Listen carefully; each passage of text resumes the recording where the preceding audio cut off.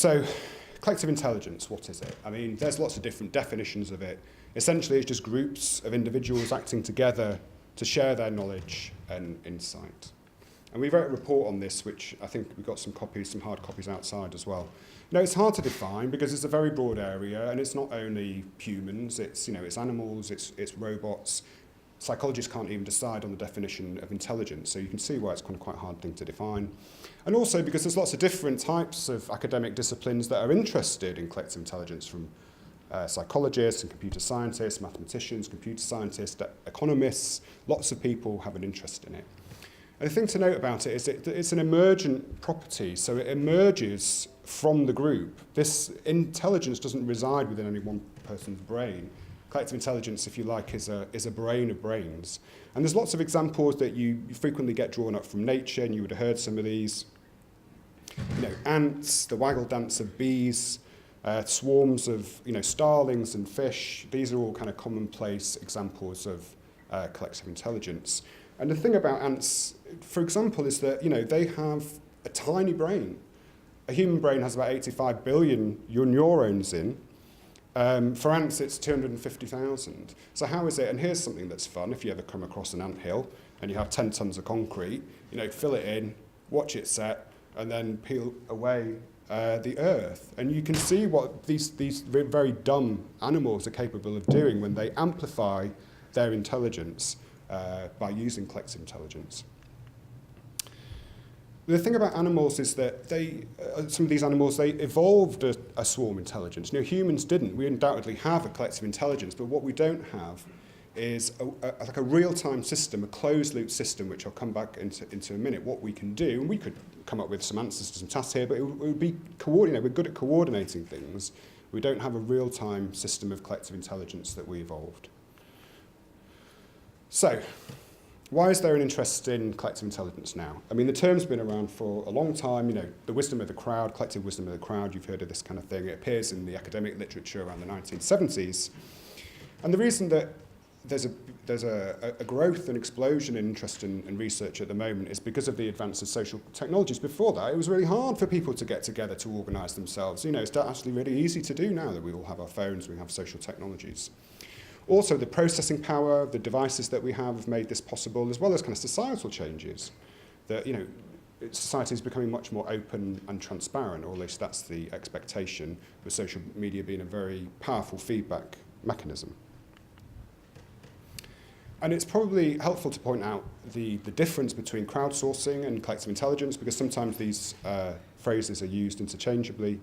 So crowdsourcing, the aim of which is to distribute work from one person to many people. So the focus there is on the process. It's more of a process compared to collective intelligence, where the focus is on the output. The collective intelligence is the goal. And just so you get an idea of how organisations are using collective intelligence, I mean, lots of different ways. And you can see from this how it's actually very broad. This area that we fit into, feedback and innovation.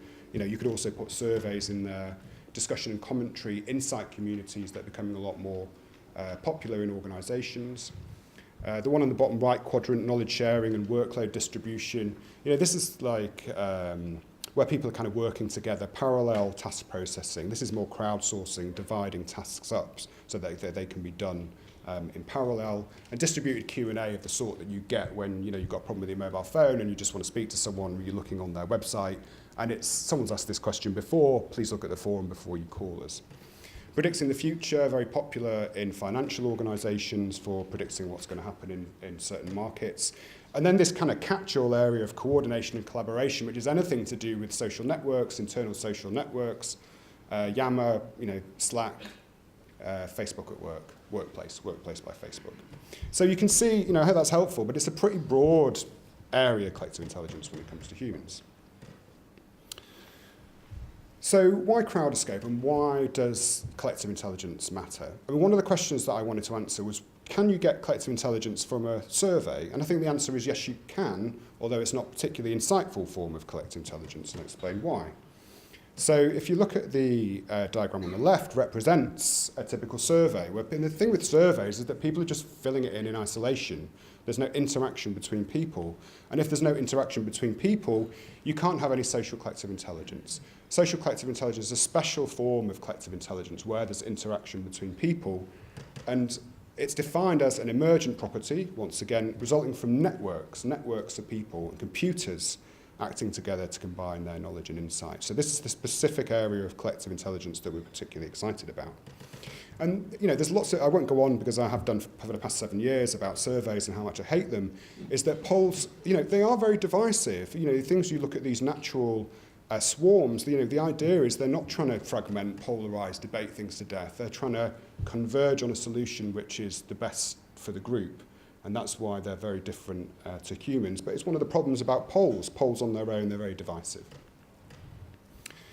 So when we look at social collective intelligence, this is what it is like, and this is what Crowdoscope is like as well, because it's not only looking at the attribute data of what boxes someone ticked and what's their comment, it's looking at the relational data in terms of how people read and rate other people's suggestions and comments.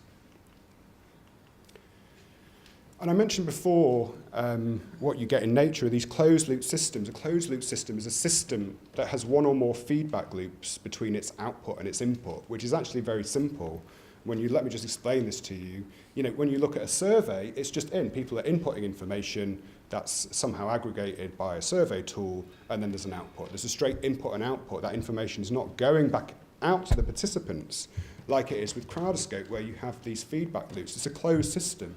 People write comments, those comments are then distributed back out to people who rate them, and that helps to converge the group into a particular course of action or a particular solution. That's why it's different. So the other big thing about social collective intelligence is this is fine, this is great, we have these technologies these days, and people have a lot to say these days, and I think this is one of the problems, and you get this all over the internet, whether it's on Facebook or a news site or any kind of comment section, is that it's information overload. It's fine if you have 20 or 30 people writing a list, but what happens when you have 3,000 people? What happens 10,000 people? What happens 100,000 people? It's just information overload. Lists hide the diversity of opinion that exists. But the worst thing is not everyone has an equal chance of being heard. You're number 3,619 on the list. Who's going to read your comment? No one's going to read your comment. So they have lots of problems attached to them. Until we started kind of thinking about this wasn't like kind of common knowledge. You don't hear people kind of talking about what an issue this is. And it's increasingly an issue as well. When the internet came about, you might expect there to be, a few tens of comments on a thing. Look on the BBC website today, you'll see, thousands of comments. Or the Guardian website, they all have these problems. So that's a bit of an introduction to collective intelligence and social collective intelligence.